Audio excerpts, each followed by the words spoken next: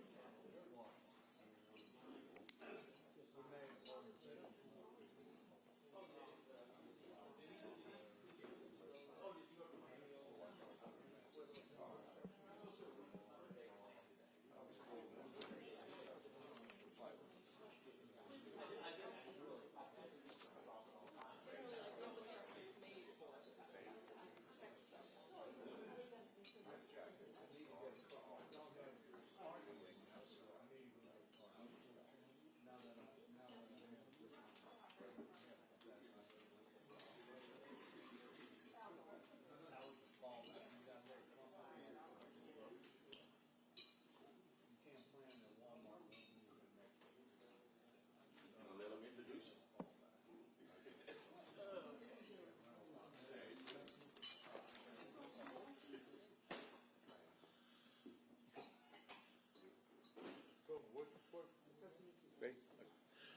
Good afternoon, everyone, and welcome back from the New Year. Happy New Year to everyone. This is our first meeting of the year.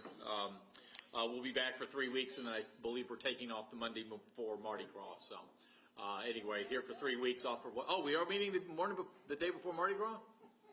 There go your holiday plans. So, we're off and running. So, the first sentence in John Couvillon's online biography describes him as a political nerd, which deep down makes him one of us.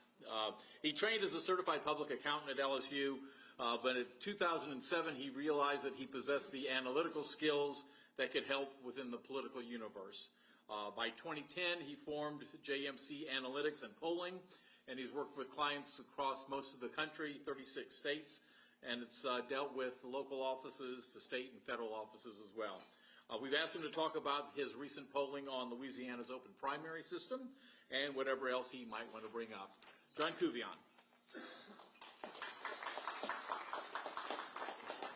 Well, first off, thank you very much for that. I think that's actually the briefest introduction of me that I've ever had, so that's good, because one of the challenges I have in the intro is it's one of those things that I'll confess that sometimes it kind of runs on and on and on. So the ability to summarize it and get to the main parts is certainly, it's a very good journalistic skill to have. First off, thank you very much for having me here, John Couvillon. There's really two things I want to talk about today. So 90% of the content will be about the special session we had, more specifically a poll I did about the open versus closed primary system that did kind of ruffle some feathers, let's say. The other thing which I think is appropriate to talk about in closing would be the rapidly concluding primary season for the 2024 presidential election. So with regards to the poll itself, basically what happened was I had conducted this poll back in December to gauge attitudes about the open versus closed primaries, because as you could appreciate, that, like our $75,000 homestead exemption, is one of the uniquenesses that we have here in Louisiana. It is a system that was instituted, I want to say 1977, by then Governor Edwin Edwards. And at the time, the thought was that by going to this open primary, that would smother the Republican Party and then only Democrats could win and so forth. Well, it turned out the opposite happened over the next several decades, although we did briefly kind of go back in 2008 and 2010 to party primaries and runoffs for congressional races. But in general, we have had almost an uninterrupted open primary since the 1970s. And it's one of those things that people have gotten used to, even as people in other states talk about our dangerous primary system and or ridicule people about it. So one of the things I want to be specific about, since this is an accusation that really every pollster faces, is this idea that basically we're being paid to say 2 + 2 = 5. It's more of a case of 2 + 2 = 4.1, and I'll plead the pollster margin of error for the difference. So this poll that was conducted, gauging attitudes about the open versus closed primary, was presented in the relevant legislative committees, which was House and Governmental, Senate and Governmental, and because there were some questions dealing with the financing aspects of it, there was also a separate presentation which was given to House Appropriations. But for purposes of the discussion today, I wanted to focus on the 4 main points/questions of the poll. The first was, with anything you're trying to change, I think it's always important to see what attitudes are about the current open primary system. So more specifically, when we asked about attitudes about the open primary, Louisianians, and by the way, Louisianians really is likely voters, Louisianians favored the current system by a 65 to 20% margin. The next question we asked was, while describing what the closed primary system would do if respondents favored going to a closed primary system or staying with the current, going to a closed primary system was opposed by a fairly solid 56 to 26% margin. Thirdly, one of the concepts we asked, given that a component/feature of the open primary system here in Louisiana is that you have to get to 50% of the vote to win, whether that be in the primary or the runoff, we were asking respondents what their attitude was about the belief that you should have 50% of the vote to be elected. That concept was supported 84 to 7%. And finally, a question I like to ask, and this is the part that probably gives, with all due respect to our fine legislators, heartburn, is whenever we're talking about policy issues that could be potentially controversial, I'm always of the opinion that a respondent should be asked if you would be more or less likely to support a legislator who supports or opposes concept XYZ. In this case, respondents by a clear and unambiguous 54 to 20% margin said they would be less likely to support a legislator who favors changing to the closed primary system. Now, an overarching theme when we're talking about these 4 poll questions is not just the wide margin of support and or opposition for these poll concepts that were tested, but the fact that there was basically a consensus. In other words, there were not substantial differences of opinion on these 4 questions, whether you were talking about race, whether you're talking about party, whether you're talking about geographic area, whether you're talking about gender. So in other words, you're basically talking about a consensus of opinion, almost a form of a one Louisiana, as it were. The other thing which I think is important when we're talking about the poll is that you could really make the argument that there was minimal appetite for change. So that's kind of the overarching theme of what the poll said, was just we have a system that voters like, they're not really interested in changing it. And then, of course, as what happened in the legislative session, the closed primary system, as fairly heavily amended in Senate Governmental Affairs on Thursday, with a couple more floor amendments attached on Friday, are basically establishing a system that in 2026 will apply to 4 offices, for House and for Senate, for the Bessie Board, for the Supreme Court, and for the Public Service Commission. And from my reading of the bill, my understanding is party primaries applicable to those 4 offices would occur in March. Now, the question then becomes, if we're talking about assuming there's a runoff, that I assume will be a month later. But the other thing, too, which I think is going to be an interesting change when we're talking about 2026, not just the fact that you're going to have parts of the ballot that are going to be blocked off, depending on your party affiliation, but the thought that if you're having these primaries in March, you're now talking about an 8-month general election, or 7-month if there's runoffs, general election cycle, kind of like what happens in Texas and Illinois. So that's going to be an interesting feature to be tested out. So that's my thoughts about what I saw about the poll, what Louisianians think about the open versus the closed primary system. The other thing that I think is worth talking about parenthetically, being that we're on the eve of the New Hampshire primary, there's really several things I think that are worth talking about on that side. And I'm going to talk about both the Democratic and Republican side. On the Democratic side, the only thing that really is of interest to me is going to be going forward, whether we're talking about Joe Biden as a write-in option or as a bona fide candidate on the Democratic primary ballot, to what extent is there a protest ballot? In other words, if we're talking about his getting 80 to 90% of the primary vote, well, that to me would be indicative of Democratic primary voters being fairly satisfied with them. But if you start seeing 60s and 70s, I think that would be kind of a yellow caution light for President Biden, because polling does show that there is some disaffection with him amongst Democratic groups. The question is whether that disaffection would be sufficient to either, number one, defect to Trump or a third-party candidate, or number two, not to vote. On the Republican side, there's really several concepts I think that's worth talking about. The first is really the rapid kind of, I don't want to say destruction, but let's just say the incredible shrinking Ron DeSantis.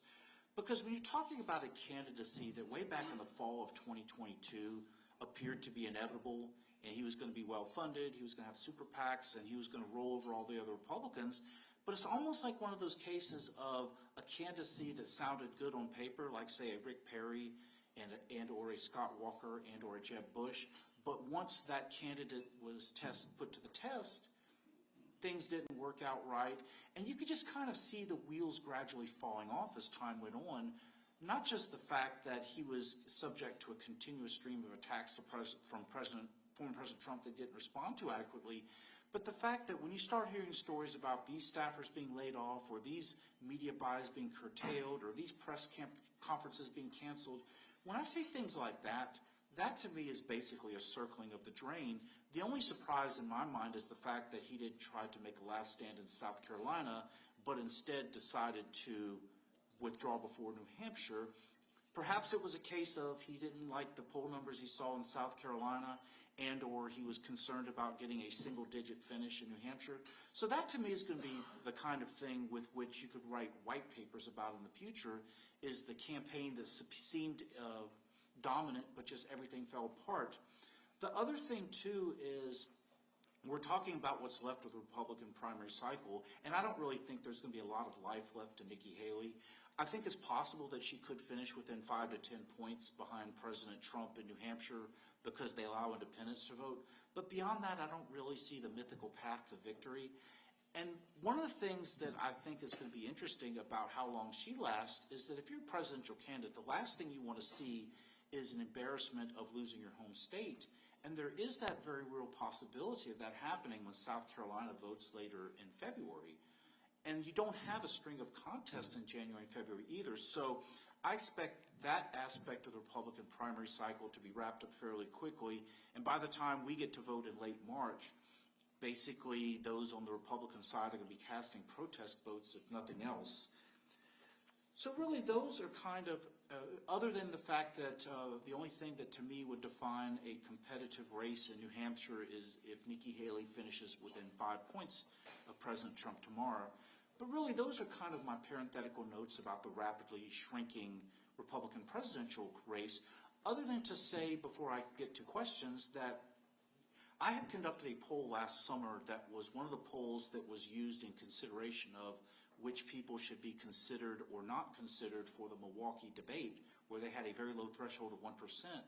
One of the things that I found interesting was I was asking questions about attitudes about former President Trump in several ways. The first was if you thought he should run again or not, and there was a majority, I think it was 53-37 in favor. But the other question I had, which was even more telling, was I basically asked the question about President Trump in kind of a spectrum, which was, number one, he did a great job as president and should return. Number two, he did a great job as president, but it's time for somebody new. Number three, he didn't do a great job as president. When I opened up the spectrum that way, what I found is there was about a 55% believing that he did a great job and should run again. Another 27 or so percent thought that he did a great job and it was time to run again. And you had about like 10 to 15% of Republican primary voters who didn't think he did a good job. So basically, if you juxtapose those numbers against what has happened with Republican primary contest, basically the vast majority of that 50% stuck with Trump, and that's what we saw in the Iowa caucus, with regards to that 27% or so that liked him but thought it was time for somebody new, well, that was basically the DeSantis vote, but unfortunately, he never really made himself an alternative to Trump to where he could eat away at that vote of people who loved him regardless. And then all the other Republican rivals were basically splitting up that remaining, what I would describe as never Trumper vote. But point being was polling I did as far back as last summer showed that he was essentially a lock, but the fact that you had multiple candidates in the race, I think, kind of muddied the waters, but now those waters are fairly clear, and so we're going to have a very, very long general election cycle. The only question is, in my mind, is at what point will we actually have the VP selection be revealed? I'm of the suspicion that's going to be something that's going to come later, because if you announce the VP now, that kind of takes all the fun out of it. But anyway, having given you my thoughts about the poll I conducted regarding open and closed primaries and my brief thoughts about the 2024 presidential election, I'd be more than happy to take any questions from the audience. Yes? John, looking at the new congressional map that was just passed last week, can you kind of touch a little bit on the national implications of that new map and also what it could mean for Congressman Garrett Graves? So there's really two parts of that. The first, for the national implication, I think the biggest challenge is if you're Speaker Mike Johnson, your majority keeps shrinking to where now you're barely at 50%. And the thing about that 50% is you cannot afford any seats to flip. More specifically, there is that one in New York, the George Santos seat, where there's going to be the special election next month.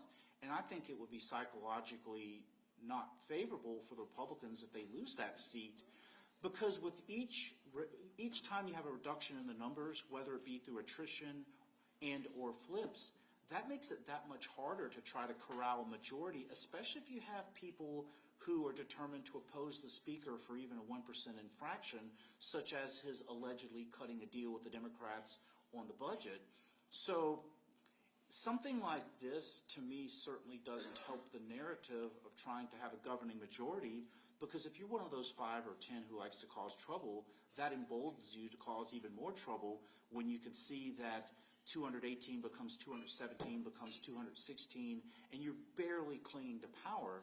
Now, with regards to how it pertains to Louisiana, so there's going to be several big changes here in the Baton Rouge area. The first is roughly about half the parish is going to get Julia Letlow as a congresswoman, and the other half is still going to keep Garrett Graves. However, his district is being made much more Democratic, because now the district, which by the way kind of resembles what the 1994 to 1996 incarnation of the congressional district that Cleo Fields represented, which goes from Baton Rouge all the way up to Shreveport, picking up black neighborhoods along the way.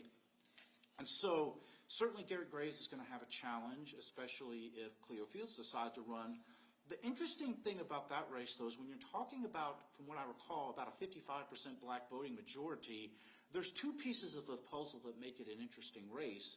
The first is to what extent there'll be black voter intensity. In other words, even though this is a presidential election, I'm of the opinion that turnout is not going to be record high like it was in 2020.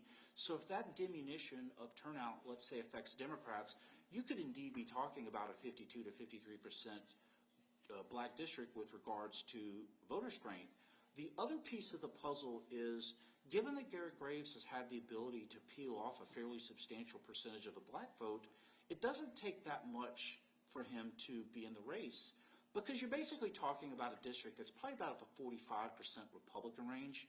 Now, that's the impact specific to Baton Rouge.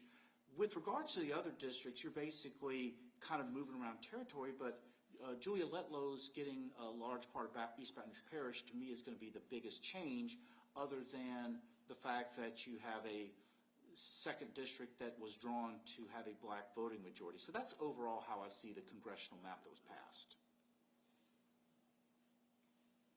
Yes? You didn't hear Jeff Landry talk about open or closed primaries on the campaign trail. He mostly just kind of focused on crime, and a lot of people were a little surprised to see him push this so hard in the first special session with him as governor. Is there any reason why you think that might have been something he really pushed hard? And what do you think the logic is behind that? I think it's one of those things that what you have to appreciate is that as the Republican Party has grown in the state over time, factions have developed. And some of those factions involve one side thinking the other side is not pure enough. The rhino term, which undoubtedly we've been hearing for the last 20 years.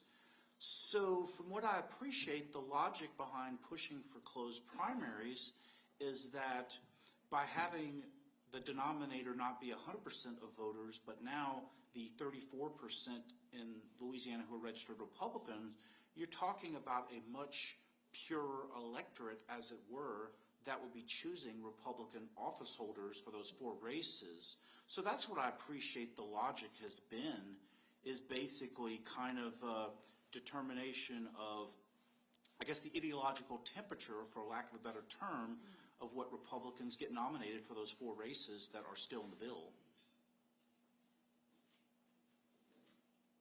Yes. The Republicans went to such great lengths to specifically carve out the unaffiliated and the 3 recognized registered parties, and having a party primary candidate. But then they got so heavily offended when everyone talked about how the Republicans were disenfranchising so many 800,000 people. Why did they all of a sudden take offense to that when they specifically called them out in the beginning? Well, one of the things about this that adds a little bit of complexity, and I saw this happening during the committee hearings both on the House and on the Senate side, is that there was kind of a misunderstanding of the term independent. In the strictest technical definition, we do have an independent party here in Louisiana, which, as of the most recent data I have, has 134 members. But if you think of independent in a more generic sense, you're talking about 820,000 people in our state who are neither Democrats nor Republicans. And my thought about the changing language in the bill, more specifically the Greg Miller amendment that passed overwhelmingly in SGA Thursday and on the Senate floor Friday, and that the House concurred with, most likely there was probably some polling or someone putting the brakes on things and saying, hey, it doesn't look good to cut out, 28% of the state's voters. Let's put some of them back in. But the interesting thing about that is, from reading the bill, and I will be going into dangerous territories here since I'm not a lawyer, but from reading the bill, the thing that I found interesting is you have language that could be interpreted a couple different ways. The first piece is we're talking about the unaffiliated, not the independents, not the libertarians, nor the reform people, et cetera, purely the unaffiliated, that 662,000 number. They will be, and they and only they will be eligible to participate in other parties' primaries, but only if the parties allow them to. That's one thing that's going to be kind of interesting to see the debates going on with the respective Republican and Democratic state central committees. But the other thing which I think is interesting when we're talking about that bill is the question of what kind of minor party primaries will we be having, because in the strictest technical sense, the Libertarian Party, the Reform Party, the Independent Party, and so forth would be having primaries. However, there's language in the bill that basically said you need to get 5% of the vote in the previous presidential and or gubernatorial election even to have a primary. So the question then becomes, do all these non-Democrats, non-Republicans who are part of a party, are they all of a sudden this never land with regards to, if they're even allowed to have a primary, if therefore you can only do petitions? So there's going to be a lot of unanswered questions that I suspect there's going to be some amendments going on over the next couple years. Yes? What's your percent Republican and Democrat? 3834 is the current voter registration in Louisiana. 38. 38%, so 1.1 or 38% Democrats, actually 38.5%. Just over 1 million Republicans, there's 34% of them. And the remainders now, now that all these party distinctions matter, my definition of independent is the broad umbrella of everybody who's a non-Democrat and a non-Republican. That's the remaining 28%.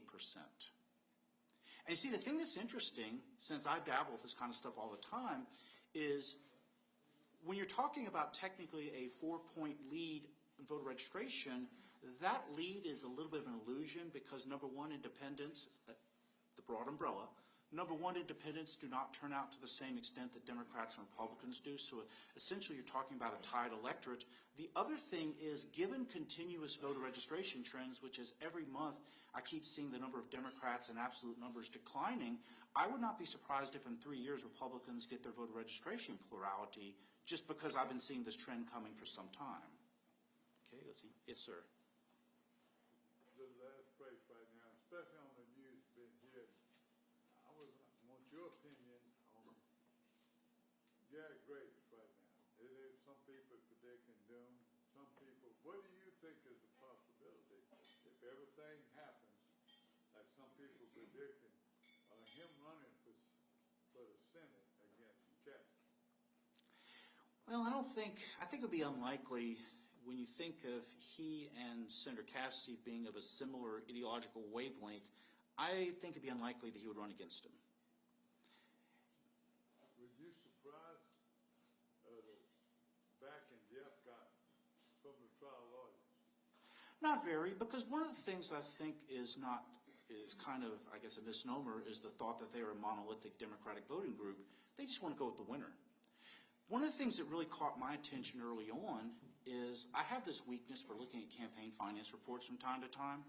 And so when I started looking at some of these finance reports, what really caught my attention was when I was seeing, and I'll be a polite gentleman and say plaintiffs' attorneys, the extent to which they were contributing to Republicans, and these were well-known names, such as one person who runs ads fairly extensively here in Baton Rouge and jumps off of trucks.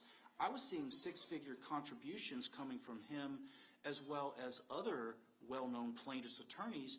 And so my thought about that is they did this early on and concluded that they thought that it was in their best interest to support Jeff. And perhaps, too, when you have to remember the election at the time was Jeff Landry versus Stephen Wagaspack, who was, of course, friendly to the business lobby. Perhaps that made their decision even easier when you're talking about somebody who perhaps may have been harder on plaintiffs' attorneys. So that's kind of how I look at how the support went in the direction of Team Jeff. Yes, sir. With the tendency of the close primaries to push both parties to the left, one to the left, one to the right, is it possible for the Republicans to get too far to the right in this state? Is there any limit? So really, there's two parts of that. The first part of your question is if the Republicans would allow unaffiliated voters to participate in the primary, because that would, I would think an argument could be made, be a moderating influence. But the other part of your question is when you're cutting out the Democrats from having any say whatsoever in anything Republican in the primary, it would have the tendency to impact things. But I also think that the impact would be different depending on what parish you're talking about. But statewide, I mean,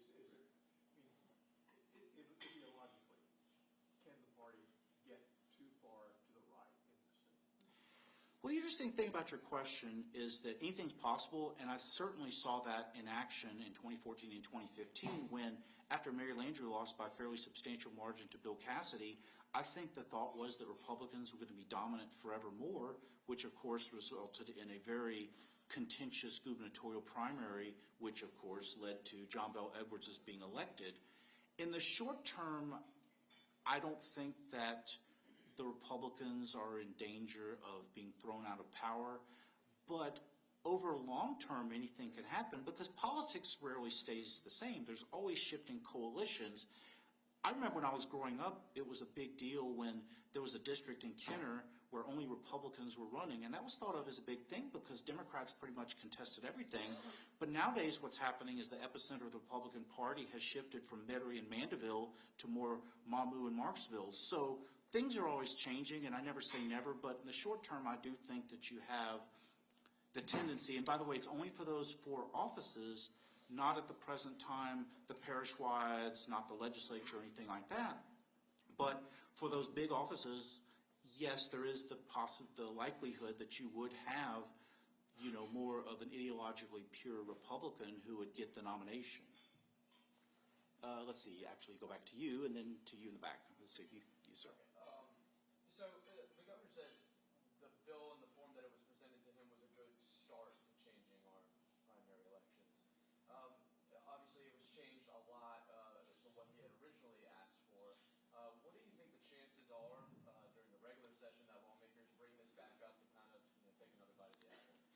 Well, what's interesting about that question is I always take the approach that anything is possible when you're talking about legislation. The question then becomes, though, given that these freshmen have been through a fairly contentious special session, there were several I had talked to who had minimal enthusiasm for the change, but they weren't going to buck the governor.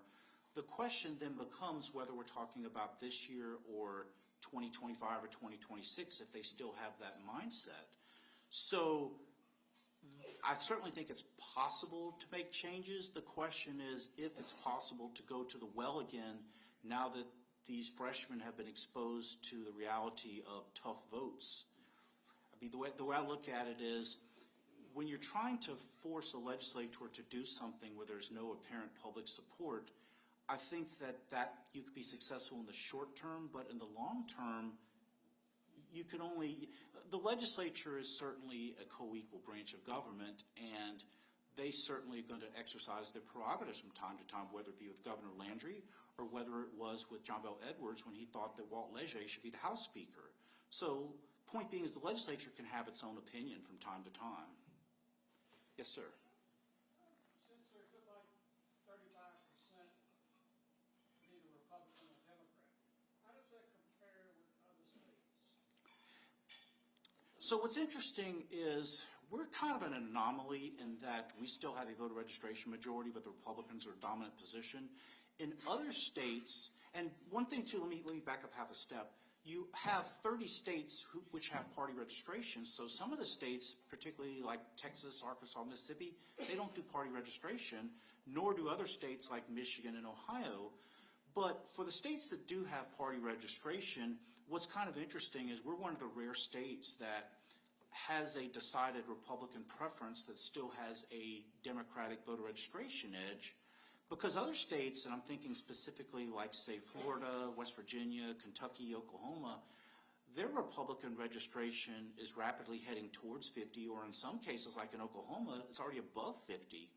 So we're kind of, I guess, still kind of a harbinger of the old days. And the other thing, too, which I think is part of the reason, is, for one thing, going to the registrar of voters to change your voter registration is typically not on your to-do list. The other thing is, with the lone exception of presidential primaries, party registration typically has not up to now mattered in Louisiana.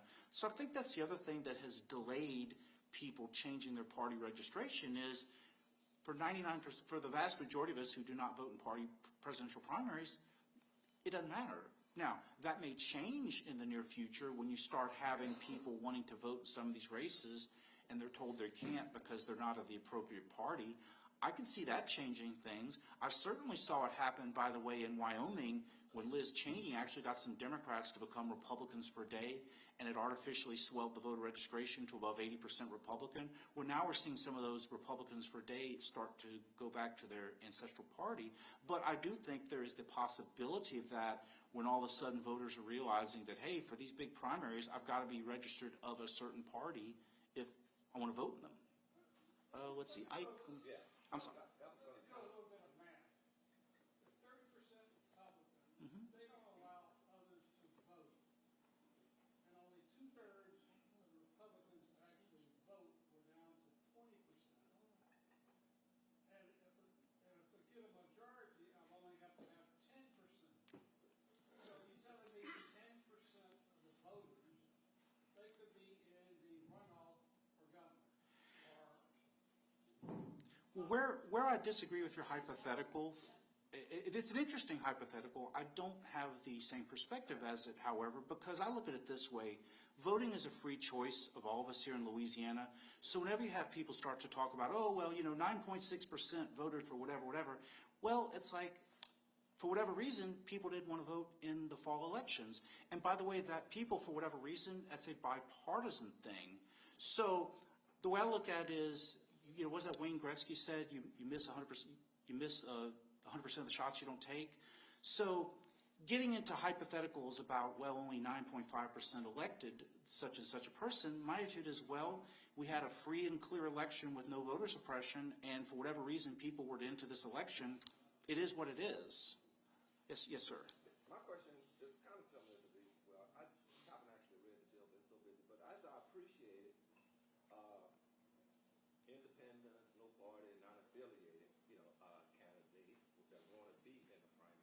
can get on with a sufficient number of petitions. Petition, yes.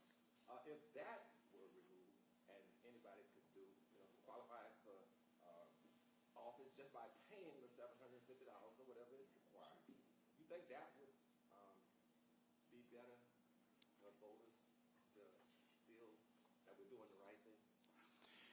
Well, what's interesting about the fee versus petition debate, here in Louisiana, even though we have both, very, very few people choose the petition route. And I think the reason is, when you think about the amount of effort that's required to do it versus just writing a check, I think that's a powerful, disincentive.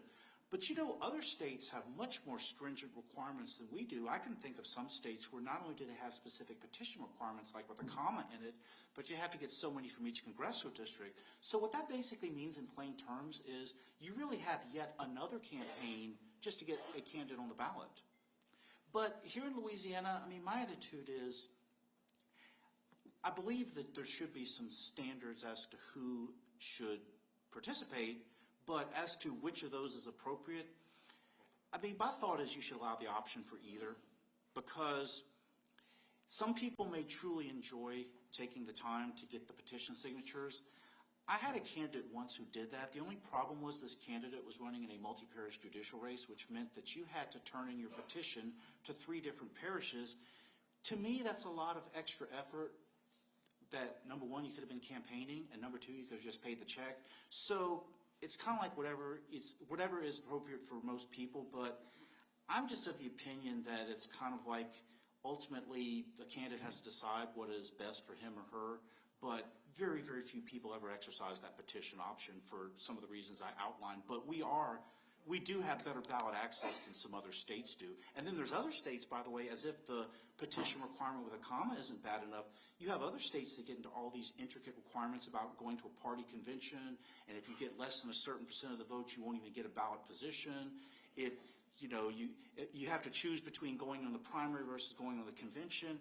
That to me is starting to get into limiting candidacies, but fortunately in Louisiana we don't even do that, or come anywhere close to do that.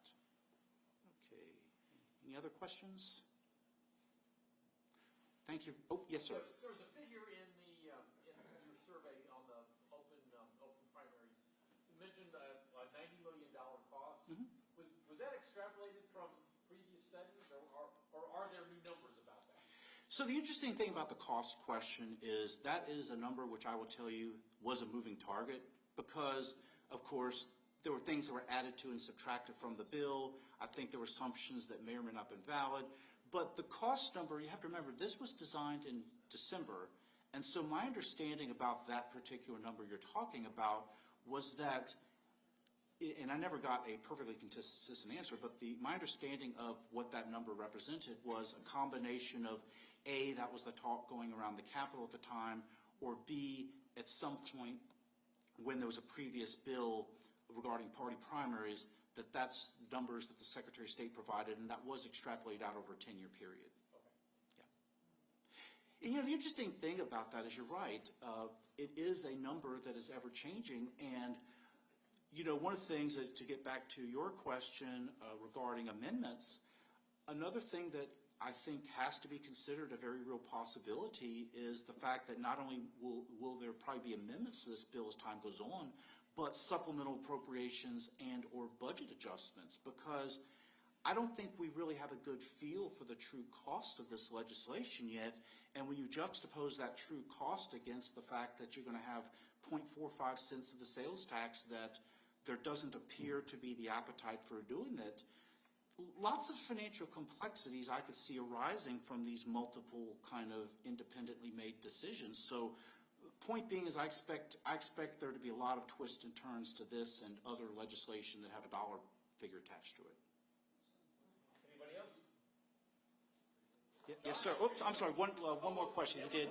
He got in under the overtime buzzer. Yes, sir. It's a little theoretical, but it appears to me that politicians stay the course, and I wonder often if it's because the way they got elected. If I walk around my neighborhood, and I apologize for being a little extended, but walk around my neighborhood and say, how much did Edwards win the second term? There was quite a difference between the Republicans and Democrats. They would say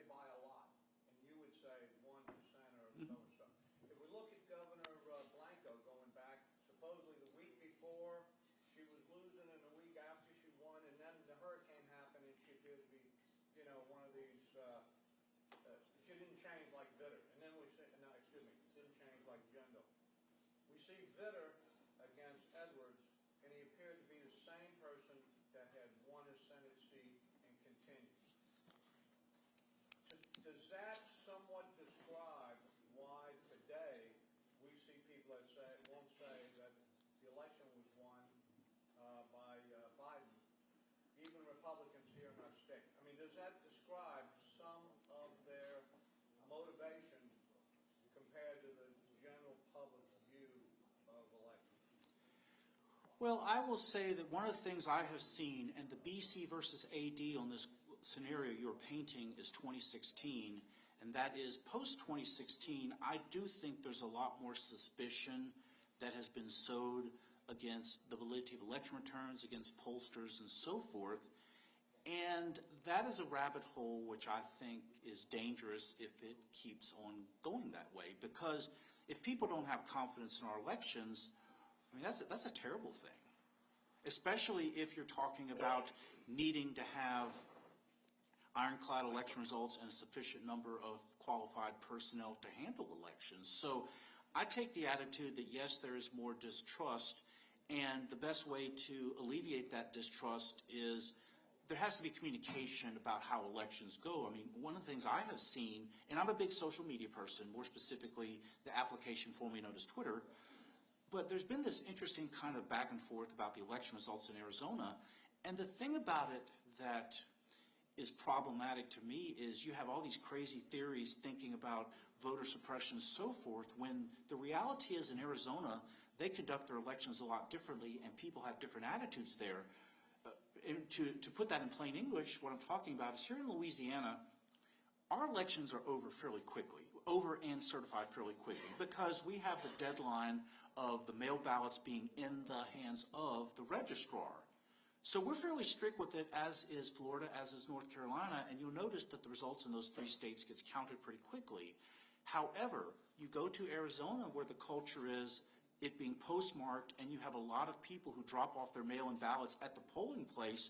Well, the dirty little secret about mail-in ballots, and I don't want to get into a pro or con of voting by mail, the dirty little secret about mail-in ballots is there's a certain amount of processing that has to occur. You know, open up the envelope, verify the eligibility, run the ballot through the scanner, et cetera, et cetera. The time element of doing that when you have easily 50, 60, 70% of the vote is cast on election day throws a substantial amount of doubt into the election results, just because you can't have that result on election night like what we do here in Louisiana. So, but to get back to the main part of your question is, I just think it's a case of it's unfortunate that you have this many people who doubt the validity of our elections, but the best way to combat that is just with facts, facts, facts, and more facts. Think there'll be a rush tomorrow to make the call? As happened last time when everybody was criticizing, you know, in early call. Oh, talking about New Hampshire? Yeah. So that's a very interesting question, and it is one that I deal with a lot because typically if I'm an election night analyst, I, like others, like to call the race fairly early. I take the attitude that if you have a sufficiency of data after 8 o'clock p.m. to call an election, well, that's the way the world works.